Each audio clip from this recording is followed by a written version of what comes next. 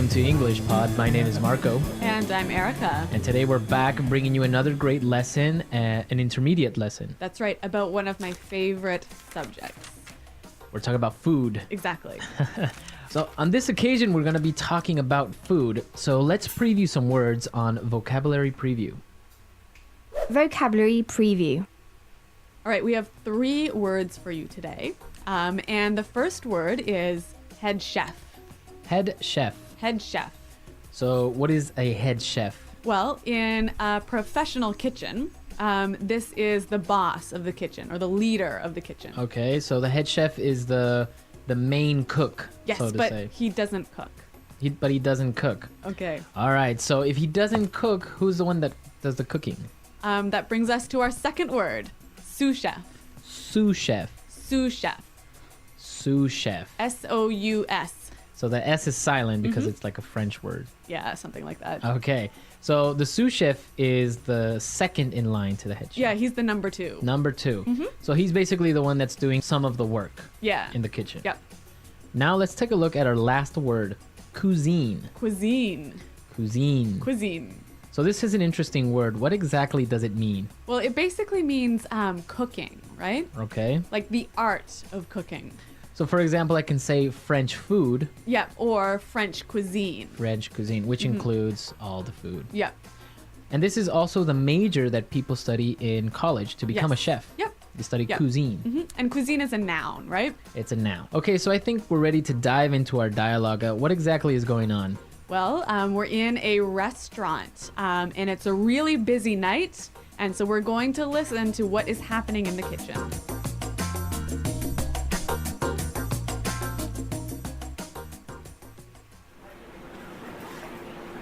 Right away, sir. Your order will be ready shortly. Jean-Pierre, we have another special for table 7. I'm working as fast as I can. We are really in the weeds. Where is my sous chef? Luc, I need you to peel more potatoes. Marie, chop some onions and carrots for the stew. Ah, c'est pas possible, j'ai vraiment une galère ici, ça n'arrive jamais. Jean-Pierre, another special. We're really packed tonight. We're running low on wine. Is there any left in the cellar? Ooh, sorry I'm late, everyone. Wow, we're really doing well tonight. Harry, stop talking and get over here. I need some sauce tiered and the fish needs to be butchered and buttered. Okay, I'm on it. Jean-Pierre, table 7 has requested to see the chef. I think they're food critics from Cuisine Magazine. Okay, so a busy night here at this restaurant. I know, it sounds like there's a lot of pressure on this chef, Yeah. Jean-Pierre. Yeah, you can tell in his voice that he's really stressed out. Yeah. Okay, let's take a look at some of this kitchen vocabulary that we found in language takeaway. Language takeaway. All right, well, we've got 5 words for you today. And the first one is peel. Peel. Peel. Peel. P-E-E-L. So this is a verb, and it means to... Remove the outside skin. Okay, so for example, when you're gonna eat a banana, You must peel it first. you must peel it. You gotta Yep. take away the yellow skin. What else do you peel? Oranges, potatoes. Potatoes, like in the dialogue. What else can you peel? I don't know. Carrots. Carrots. Yeah. Some people peel their tomatoes. I don't know why. Yeah, it is kind of weird. All right, now let's take a look at our next word. Chop. Chop. Chop. Chop.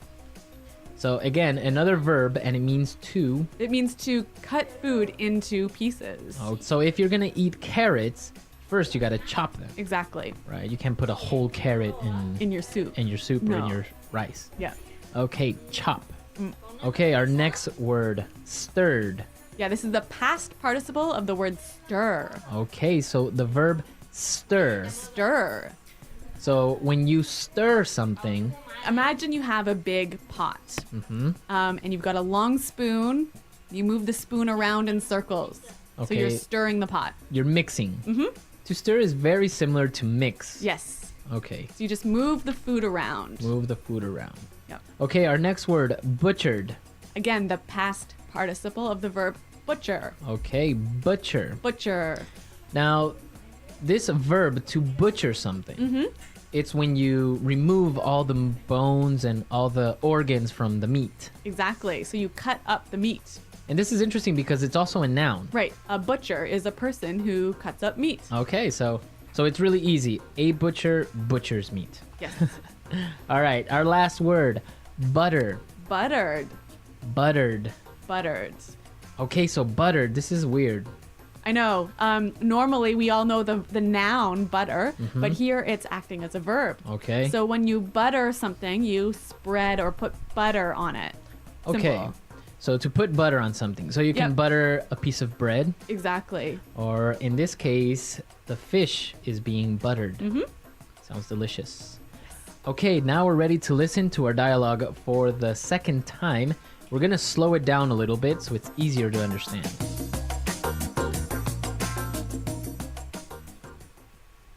Right away, sir. Your order will be ready shortly. Jean-Pierre, we have another special for table 7. I'm working as fast as I can. We are really in the weeds. Where is my sous chef? Luc, I need you to peel more potatoes. Marie, chop some onions and carrots for the stew. Ah, c'est pas possible, j'en ai marre, moi. Jean-Pierre, another special. We're really packed tonight. We're running low on wine. Is there any left in the cellar? Whoa, sorry I'm late, everyone. Wow, we are really doing well tonight. Harry, stop talking and come over here. I need this sauce stirred, and the fish needs to be butchered and buttered. Okay, I'm on it. Jean-Pierre, table 7 has requested to see the chef. I think they are food critics from Cuisine Magazine. Okay, so that seems to be a little bit better. And hey, I noticed that there's a lot of really great kitchen words in here, like words that you commonly hear in a professional kitchen. Okay, so let's take a look at these kitchen words in Fluency Builder. Fluency Builder. All right, we've got 3 phrases. And the first one is in the weeds. In the weeds. In the weeds. In the weeds. So when you're in the weeds, you're so busy and you can't do all the work you need to do on time. Okay, so in the weeds, it means that you're really busy. Yes. And You can't finish everything. you have too much to do. Yep. Okay, in the weeds. Okay, our next word, running low on. Running low on. Running low on. Running low on. Okay, so before we get into explaining what running low on means, let's listen to some examples. Example 1. You better look for a gas station. We're running low on fuel. Example 2. We're running low on beers. Can you go out and get some? Example 3. My flashlight is running low on battery. Hurry up before it gets dark. So basically, running low means You don't have much of this left. you don't have much of something left. Yeah. So here they're running low on wine. So basically, There's not much wine left. right. So as we heard in the examples, you could also be running low on fuel, for example, on your car, Yep. etc. Running low on. All right, and now let's take a look at our last word. Doing really well. Doing really well. We are doing really well. Doing really well. So this seems to be like a pretty simple structure. I mean, we know all these words, right? So why is it special? Well, basically, if you say, I am doing really well, maybe it sounds a little bit difficult to understand. What are you doing really well? So this is a great way of answering a question. When somebody says, how are you? Or how are you doing? You can say, oh, I'm doing really well. So or I'm doing well. in your life, everything is good. In your life, things are good and you're happy, basically. Yeah. But in this situation, in the dialogue, what's doing really well?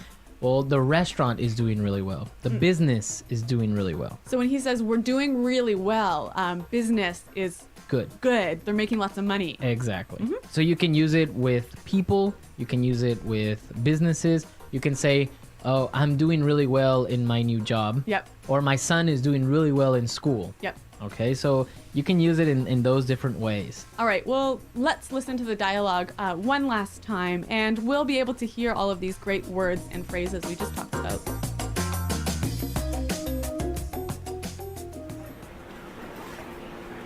Right away, sir. Your order will be ready shortly.